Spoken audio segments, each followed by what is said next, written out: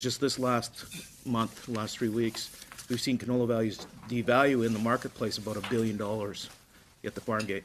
We have farmers that have canola in the bins right now, and because of the political decision, because I think everybody on this committee would agree the quality of our product is the best in the world. There's no question about the quality of Canadian canola or Canadian food as far as what we export around the world. We know it's good, and we've got a situation now that's a political decision by China using a non-tariff trade barrier to restrict access to JRI of canola shipments into China. And like I said, the market impact on that decision here in Canada come back to the farm gate of about roughly $1 billion in lost value in the canola stock sitting on the grain, or sitting in the bins here. But we also got a situation where we've got farmers sitting here looking at their spring planting productions, spring planting intentions. You're sitting there, you're looking at the marketplace, you see it going down, you're not sure what the game plan is to normalize this relationship with China. You have to decide, am I going to plant canola, I'm going to plant peas, I'm going to plant malt barley, lentils, maybe I shouldn't be planting canola, maybe I should be based on what's happening right now. So I think it's very important that the committee look at this and do the study right away, as quickly as physically possible, because we are devaluing canola as we speak every day. The market is reacting to what's happening. And there's not a clear message coming from this government on the path forward. We don't have an ambassador in China at this point in time. We're not sure what CFIA officials are doing on the ground there. We don't know when a minister is going to China to talk about this. So I'll assure you, when Minister Ritz was the ag minister, when something like this happened, he was basically on the plane the next day. And the last time this happened, the Prime Minister was in China within a month and talking about canola, and actually alleviated the issue and made it so we got our market back. To give you an idea of the size of this market, it's some $26 billion to the Canadian economy. $26 billion. 25% of our farm gate receipts, and the bulk of our profitability for the agriculture sector comes from canola. It is huge. That is why I was really hoping that the committee would have met 2 weeks ago when we first asked them to, and I was hoping that our NDP member would have signed the letter at the point in time, but I understand he had some issues and he couldn't make it here. But it needed to have response immediately, even last week, and it didn't get those response. So I think it's important now that the committee actually take this on, make it an actual emergency, and understand the importance it is to producers in Western Canada and producers and for the Canadian economy in general, and have these three ministers come forward. Now you say, why the three ministers? Well, it involves different areas of the government. You've got trade, so the trade minister has to be involved, no question about that. Ag, CFIA is involved in this scenario, so you have to have the ag minister. Now the ag minister last week in press conferences in Western Canada, when she did her Western tour, which she happened to miss Saskatchewan, which we cannot understand why an ag minister would say, I want to learn about agriculture and not go to Saskatchewan, is beyond us in Saskatchewan. But the concern we have is the ag minister said that the Minister of Foreign Affairs has the lead on this file. So if the Minister of Foreign Affairs has the lead on the file, then it's very important that she come and testify in front of this committee. Plus, she needs to make an answer for the placement of CFIA officials, for what we have for resources on the ground in China, because there is some concerns, talking to people in the industry, that we do not have enough people on the ground in our embassies around the world. We are looking at non-tariff trade barriers popping up all the time now. We've seen it in Peru, we've seen it in Vietnam, we've seen it in Italy on durum, we're seeing it now in China and canola, and there's some fear that it's actually going to spread to malt barley, to pulses. We also know the issues that we have in India on pulses. So the Minister of Foreign Affairs has to tell us and reassure farmers and reassure Canadians the integrity of our system, that we do have the resources in place to actually do the work to make sure that we can keep these markets open. We export 90% of what we produce. You got to remember that. We export 90% of what we produce. This is an export-driven industry. And canola is a Canadian crop. It was developed here in Canada. It was our pride, and it was our researchers. It was something, it's a success story where we've developed it here in Western Canada, and we've taken it around the world, and we proved it's the most healthy oil, the healthiest oil in the world. So when you start to hear all this, I think you can start to understand why I feel this is so important, why I'm very passionate on how this committee needs to address this right away. So I'm looking forward to seeing a positive vote on this, because I think everybody can understand the importance of it. And then I look forward to seeing all three ministers coming in front of this committee and giving us a path forward.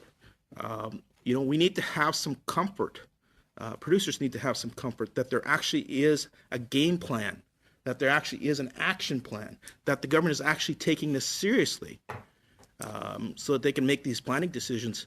And then hopefully if the markets look at saying, okay, the government has a game plan, we'll actually normalize, moderate, and take that into consideration and quit discounting canola in the marketplace as we speak. These are just some of the examples on why I think this is very important that we do this. And I'll leave it up to maybe my colleagues to bring forward some other examples, but I would strongly encourage the Chair to bring this forward as quickly as possible, deal with it even this week. We're ready to sit day and night. We're willing to sit next week if you want us to. Whatever it takes to get this to happen, we're willing to do. So thank you, Chair. Thank you, Mr. Hoback. Monsieur Drouin. Yeah, we understand like the what's happening out west and the impact that it's having on farmers. And I know Mr. Hoback has brought probably that same passionate speech on Sunday when they asked to have the emergency meeting, which the members of Parliament on the government side agreed to. And I know he knows full well that officials will be appearing this Thursday to discuss the very same issue. And I know he knows full well that the Minister of Agriculture and the Minister responsible for international trade will be appearing before the very same committee that you are a regular member of. I know he knows that. We will respect that process that is happening at international trade. We won't be supporting the motion, and it's not because we're against this issue. We support this issue. We're with you. But there's already a committee that has looked at this and probably commenced by you, Mr. Hoback. I'm sure you pushed your opposition members to write a letter to the chair or the clerk of, at international trade. So he knows what's happening at international trade, and I know he's well versed in this issue, and I know it's having a major impact on his constituents. And I know that Minister Freeland and Minister Carr are on this issue, and Madame Bibeau is also on this issue. We will respect what the International Trade Committee is doing, and they're already looking at this issue, and we will not be supporting that particular motion to have the same hearings here at Agriculture. Mr. Drouin, Mr. Hoback. I'll respond to that. First of all, when you look at the Trade Committee and what the Trade Committee is doing, I want to point out a couple of things. We have to do it immediately. They are not going to deal with this issue until we come back in April. The amount of money that can be lost in the marketplace in a week is substantial. Substantial. The impact it has on farmers' decisions on what they're going to plant will be immense. That's why I thought it was important that the Ag Committee deal with it. And CFIA is an ag issue. It's not necessarily a solely trade issue. It is your issue in this committee. The other issue is, you said it yourself, Minister Freeland is in control of this file. She is not allowed to come in front of the Trade Committee. I would like to think that you have confidence enough in your Minister of Foreign Affairs to bring her to the Ag Committee so she can lay out the game plan, because she's got the lead. We know that. You've said that. The Ag Minister has said that. Why she will not come in front of a committee is beyond me. It's just crazy. So I don't care what the marching orders you got from PMO. Do the right thing. Please. We can do it tomorrow. We can do it next week. I don't care. It has to be done quickly. And it's not going to be done quick enough in the Trade Committee. So this committee can do it faster. And actually, this committee should take the lead on it. It should. It's embarrassing that the Trade Committee has to take the lead on it. But if we have to, we will. But for you guys to sit here on your hands is unacceptable. And tell me, I'll tell you this is not a Western Canadian issue. We grow canola in Manitoba, we grow it in Ontario, we grow it in Quebec, we grow it across Canada. We buy goods that are made in Eastern Ontario and manufactured in Ontario. You take $1 billion out of our marketplace right now, you take $2 or $3 billion out of it, what is that going to do to truck sales? What is that going to do to the manufacturing sector in Ontario? You don't think it has a trickle-up effect? It has a huge effect. And if they should proceed on to malt barley or peas, unacceptable. Totally unacceptable. I can't accept that, Mr. Drouin. I can't. I know you did that in Justice Committee. You cannot do that here. This is the committee that should be dealing with it. And if they're not going to deal with it, yes, we will deal with it on the Trade Committee. But I'll tell you what, there's going to be a lot of farmers put in a bad position because of this committee putting its head in the sand. Thank you, Mr. Hoback. Mr.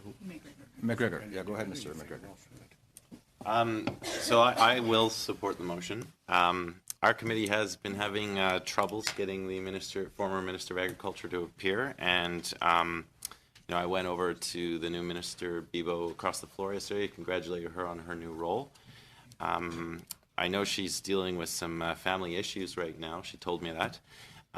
But I hope, we've been waiting for the Minister of Agriculture to come and appear to speak about the spending of her department as well for the estimates process. So I think this issue absolutely does deserve some close attention and immediate attention, but we also need to have the minister appear to talk about her departmental spending plans as well. Thank you, Mr. McGregor. Hearing no other comments, we shall proceed to a vote. Mr. Richardson. I think the critical part, as was mentioned by Mr. Hoback, has to do with the uncertainty that exists there. And we have an opportunity in the Ag Committee to talk about something that is agriculturally related. We know how long it's taken, how long it took to get the previous minister here, and that didn't happen. So we now understand that it's going to take a while to perhaps get people up to speed. I'm not sure, but nevertheless, this needs to happen right away, because right now people are trying to decide what they are going to be seeding. There are people that for their wheat and their barley, they've got the seed cleaners that are out there right now, and these decisions are critical. And so if we're going to wait until another committee, because we didn't get it done here, is going to take that lead, then we're making a serious mistake. And as far as our agriculture community is concerned, they expect things to come from the ag committee. And I believe if we make that the decision and determination right now that shouldn't be the case, then all of us wear that. Mr. Shipley. Yeah, I just don't, I'm going to be honest with you, I just don't understand. This is a time. And maybe the ones on the other side have never planted crops. I know Mr. Percent has, but have never planted crops, don't know about the timing in terms of changing cropping rotations and planning on buying inputs and getting a cropping plan in place. Maybe if it's a lack of understanding, then I guess that's the way it is. I feel bad for that. Because what you're doing is affecting people across Canada, as Mr. Hoback has said. This isn't just a Western issue, up in Northern Ontario. But the other part of it, folks, what are we studying today? We're studying on the perception of trust in agriculture. And so what did China do? Well, we've got the safest product in the world, one of the best that we market around the world. But because they've said, well, there's some issue with the quality of it. So what does that tell people and the consumers as this just sits out there and tends to get media attention? Well, that we actually can't, I know you guys are saying that, but I guess we really can't trust you. And what's the government doing? Well, they don't think it's that important because they're going to wait for international trade. After farmers at that time in April have made their decisions, have got to make decisions on how they not only plant the crop, but also how they're going to start and market it. Now, maybe those that haven't done that, but I can tell you, you plan your crop planting, and you plan your marketing, your early marketing, based around what you plant. And if this meeting can't happen this week, at the latest, it has to happen next week. And I can assure you, if you can't make it happen this week, we'll be here for next week. And I think the farmers across Canada, not just out west, across Canada, will be looking forward to seeing us taking some movement as an agriculture committee and to help promote the government's action to move forward and realizing it. And it's a huge issue when we don't have a spokesperson in Canada, in China now, speaking for us. Booted the ambassador out and now you haven't replaced him. This is what ambassadors are for, to help promote. We don't have a promotion vehicle. We need to be it. So thank you, Mr. Chair. Shipley, Monsieur Drouin. Just going to correct a couple facts. We are ready to call the vote, but if this was an important issue, I'll remind you, Mr. Hoback, you chose to send a letter to the International Trade Committee and not through this committee. So obviously, you had a preference to Mr. go Drouin, towards. I'll ask you to address the chair if you can, Yeah. and also the other side. Yeah, but it's just- Usually we let it loose, Yeah. but I think it's important But that you address just- the chair. Thank you. they, it's not us. To my knowledge, we have not received any letters on our side to request an emergency meeting 2 weeks ago or last week. Of course, we could have had this meeting at this particular meeting if an emergency request was made, but it wasn't done. It was done at the international trade, and I suspect because they wanted to, and they, speaking of the opposition, wanted to hear this at the International Trade Committee. So again, I'm just going to state a couple facts, and we are ready to call the vote on this side. Thank you, Mr. Drouin. Mr. Hobart. Let me just clarify the record, exactly what went on, so Francis can understand that. We actually, when this first came out, we took it to the whips. At the time, the NDP were not prepared to sign an emergency letter to the Ag Committee, so we shopped it around to the Trade Committee because we knew how important it was. So Tracy on the Trade Committee said yes. So we actually got it to the letter to the chair of the Trade Committee on Tuesday, expecting him to call a meeting on Thursday. What does he do? He waits to the end of the standing orders to Sunday to call that meeting. Now, I don't know if he's already in retirement or if he had other issues going on. It is what it is. He's the chair. He has the right to call a meeting when he wants to call a meeting. But you can see how it's already been pushed back by delay on delay. So the only option we had in the Ag Committee was to do it here today. That was the only option we had. And we're dealing with it as soon as possible. And we're doing it in a very respectful manner. And you still haven't addressed the issue. Why isn't the Minister of Foreign Affairs attending? Why are you so scared? Sure, I apologize. Chair, can you ask the members there, why are they so scared to let the Minister of Foreign Affairs present in front of committee? She's very good in front of committee. She does a great job. Why can't she tell us what the game plan is? She's in charge of it. So why don't you want to hear that? Why wouldn't you take that information and give it to farmers so they can relax, so the marketplace can actually settle out? Why leave the mystery? Unless there's nothing to say. And I will tell you, Chair, there is consequences, not just in China. If we don't fight back here on China, well, then what about Japan that says, well, wait a minute, Canada's not pushing back on China. Maybe we should be relooking at this too. And maybe the U.S. will say the same thing. So it comes back to you have to deal with these issues when they come up rapidly and fast. You cannot do them in the normal, timely fashion. You can't do it in the bureaucratic fashion. You actually have to expedite some things. And that's what this committee needs to do. CFIA is an ag issue. We are hearing from people in the marketplace saying we do not have enough officials on the ground in our embassies around the world in CFIA. So I'd like to ask the ag minister what her game plan is to change that.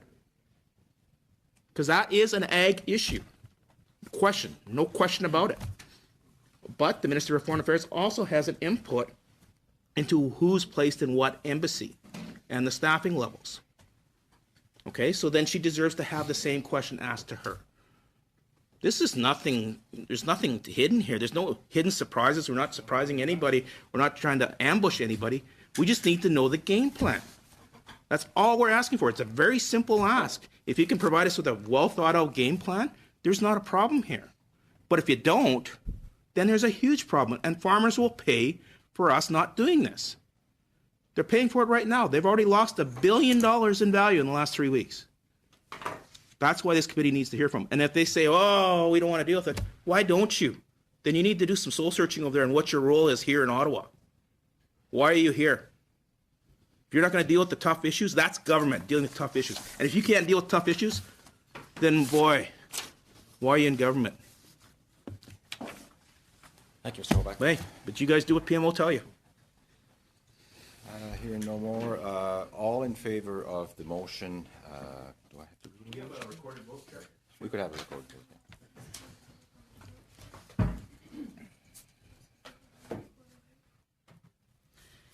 Monsieur Breton.